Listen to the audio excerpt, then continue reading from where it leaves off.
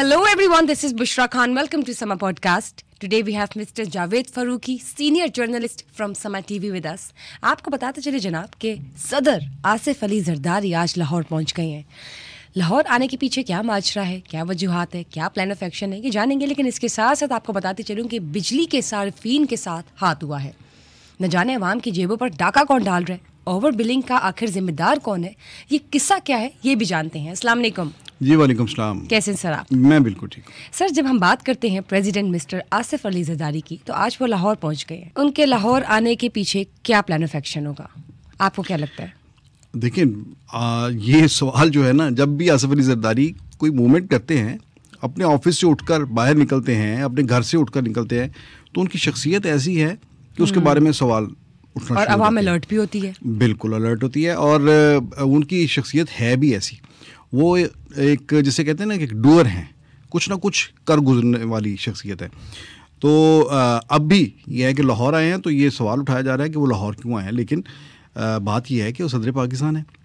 अब वो head of the state हैं, वो कहीं भी जा सकते हैं पाकिस्तान में. वैसे तो पहले भी जा सकते थे, लेकिन अब उनका वैसे लाहौर आना ड्यू भी था, क्योंकि सदर मुंतखब होने के बाद वो लाहौर गालबन इससे पहले नहीं आए. तो ये आ रहे हैं. और बल्कि ये है कि जब से सदर बने हैं, तो उनके बारे में पार्टी के अंदर ये बात हो रही थी कि वो किसी को भी टाइम नहीं दे रहे. महीना 2 महीने उन्होंने इसी तरह से वक्त गुजारा. राइट. लोगों को उन्होंने टाइम नहीं दिया, अपनी पार्टी के लोगों को ख़ास तौर पर. अब मुमकिन है अपनी चीज़ें जो हैं वो स्ट्रीमलाइन कर रहे हों. गवर्नमेंट के साथ ताल्लुकात होंगी, मीटिंग्स होंगी, क्योंकि ये हुकूमत जो बनी है, ये हुकूमत भी एक एक्स्ट्रा ऑर्डिनरी अरेंजमेंट है. एक मखलूत हुकूमत है जिसमें पीपल्स पार्टी भी है, और पीपल्स पार्टी एक डिफरेंट अंदाज से हुकूमत में शामिल है. मसलन वो सपोर्ट कर रही है लेकिन कैबिनेट में नहीं है. सो ये एक बड़े गैर मामूली हालात हो सकता है कुछ फ्यूचर प्रोजेक्ट्स हैं. हाँ, अब जो उसके हवाले से बातचीत हो. जी बिल्कुल. अब जो आए हैं वो लाहौर आए हैं. इसमें एक तो ये है कि वारिस मीर, प्रोफेसर वारिस मीर थे, बहुत नामवर उस्ताद, स्कॉलर, मुहक्किक, सहाफ़ी. उनकी बरसी है, तो उस पर उन्होंने सेमिनार है रखा हुआ बरसी के सिलसिले में, उसमें उन्होंने ख़ास तौर पर शिरकत करनी है. तो मीर बरादरान के साथ उनके बहुत अच्छे ताल्लुकात हैं. वो उनके साथ बड़ा प्यार मोहब्बत का जो है वो एक इजहार करते हैं हमेशा. तो वारिस मीर साहब की बरसी पर वो आ रहे हैं, उस सेमिनार में शिरकत करेंगे. लेकिन इसके साथ साथ जो इम्पोर्टेंट बात है, जो उनकी आने की जो टाइमिंग है, वो ये है कि इस वक्त पंजाब के हवाले से बुशरा पीपल्स पार्टी और मुस्लिम लीग नून के अंदर आपको अंदाज़ा है कि एक टसल चल रही है. पीपल्स पार्टी पावर शेयरिंग का फार्मूला, उनका क्लेम है कि एक एग्रीमेंट साइन हुआ है, उसके तहत पंजाब के अंदर एक रोल जो है पीपल्स पार्टी का, उसका वादा किया गया है, तो वो चीज़ें जो हैं हमें दी जाएं. और वो उस तरह से नहीं मिली अब तक. अब वो उसके ऊपर अगरचे कमेटी भी बन गई है दोनों पार्टीज़ की, और उसमें दोनों पार्टीज़ के जो लीडिंग मेंबर्स हैं वो दोनों इसके मीट करते हैं और वो देखते हैं कि क्या कुछ तय पाया था और उसको आगे लेकर आगे बढ़ना है. अब ये 2 दिन पहले इसकी मीटिंग थी यहाँ लाहौर में, गवर्नर हाउस में, लेकिन यह है कि वो मीटिंग पोस्टपोन हो गई. अब उसकी वजह क्या है वो तो अब ये वही बताएंगे. लेकिन मेरी इत्तला के मुताबिक मुस्लिम लीग नून की जो लीडरशिप है, उन्होंने अपनी बताया कि हम अवेलेबल नहीं हैं, कुछ हम अपनी मसरूफियात हैं जिसकी वजह से ये नहीं हो सकती. तो यहाँ पर इस मौके पर सदर जरदारी का यहाँ पर आना, क्योंकि पीपल्स पार्टी के अंदर उनकी हैसियत जो है वो बिल्कुल एक डिफरेंट है. वो आप ये समझे कि फ़ैसला साज असल मानों में जो अभी तक जो शख्सियत हैं पीपल्स पार्टी के अंदर, वो आसिफ जरदारी ही हैं. बिलावल भुट्टो जवान हैं और बड़े पुरजोश हैं. उन्होंने पिछले दिनों एक बड़ा नारा मस्ताना बुलंद किया था कि हम बजट को सपोर्ट नहीं करेंगे, ये करें. लेकिन अल्टीमेटली इसमें जो डिसीजन जो था वो सदर जरदारी का ही चला और पीपल्स पार्टी ने फिर बजट को वोट दिया. अब यहाँ आकर भी वो अपनी पार्टी को इनफैक्ट एक ओनरशिप भी देंगे, यहाँ बैठ डिफेंड करने आए, समहाउ ओनरशिप देंगे. डिफेंड तो किस बात पे करना है, ओनरशिप देंगे कि हमारी पार्टी के साथ आपने जो कमिटमेंट्स किए हैं, ये देखें मैं पंजाब में इनके लिए आया हूँ और यहाँ वो उन सबसे मिलेंगे, पीपल्स पार्टी के अरकान असम्बली से भी मिलेंगे, पीपल्स पार्टी की तंजीमों से भी मिलेंगे. और मेरा ख्याल है कि इस विज़िट के अंदर चीफ मिनिस्टर मरीम नवाज़ की भी उनसे मुलाकात होगी.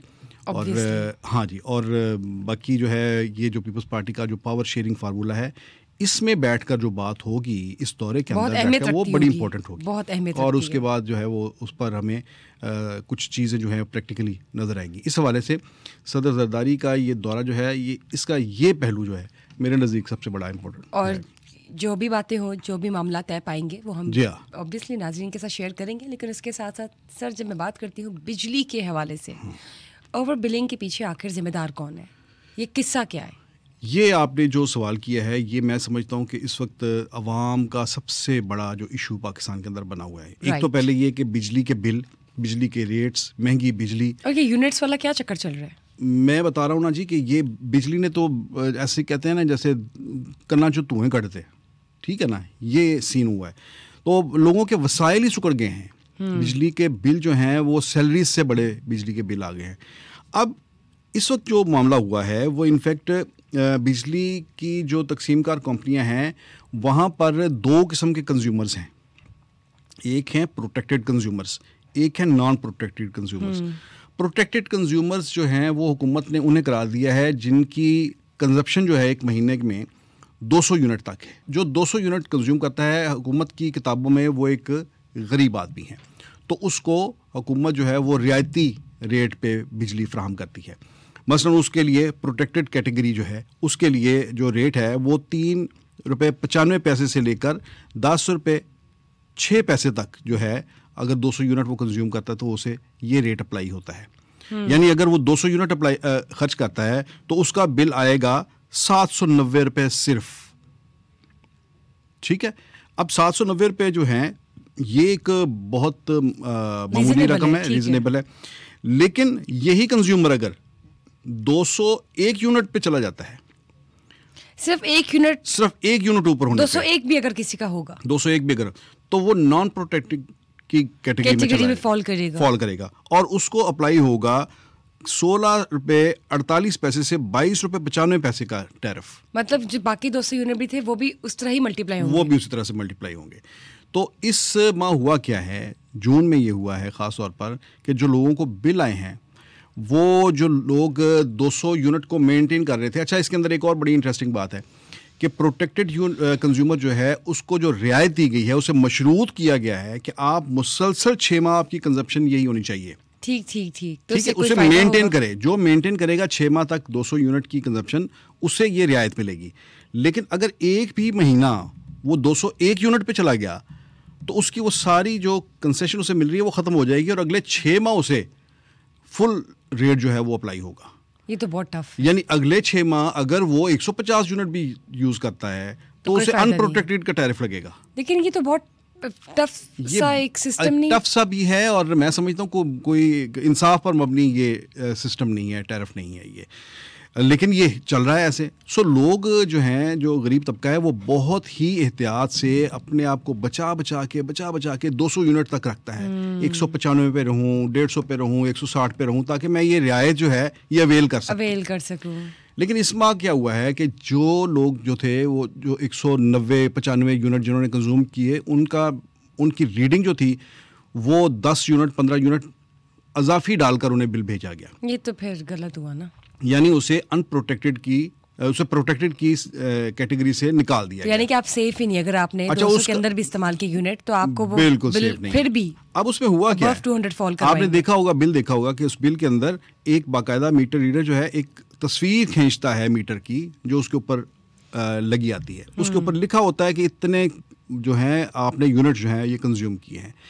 अब यहाँ पर अगर लेट से 1000 यूनिट की रीडिंग आई है, लेकिन इधर लिखा हुआ है 1015, तो ये डिफरेंस आ गया।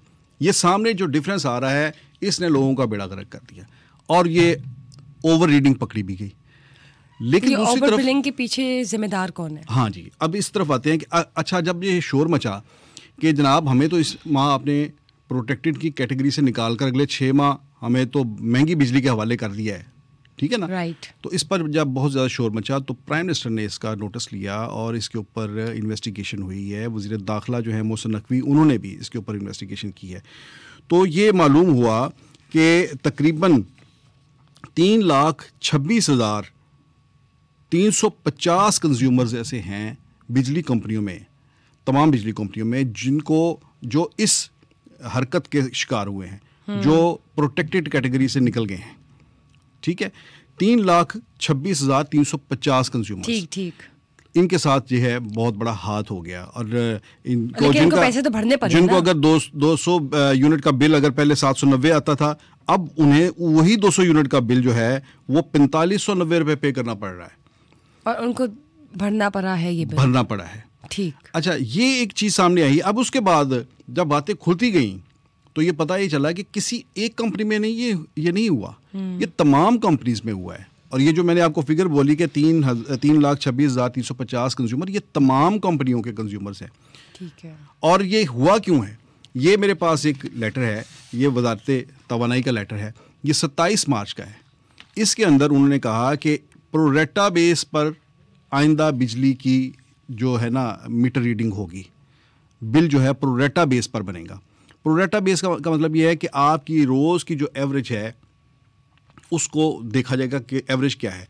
आमतौर पर होता यह है कि मीटर रीडर जो थे, ये उन्होंने अपनी दानिश में ये बनाया कि मीटर रीडर जो आम दिनों में ओवर रीडिंग करता है, ये उससे आम कंज्यूमर को बचाने के लिए इसे इम्प्लीमेंट किया जाए। ये उन्होंने ये लेटर जारी किया है, ये 27 मार्च का ये लेटर है, ये उन्होंने जारी किया है। और उन्होंने कहा कि इसको नाफज कर दिया, तमाम कंपनियों में उन्होंने इसे नाफज कर दिया। ठीक।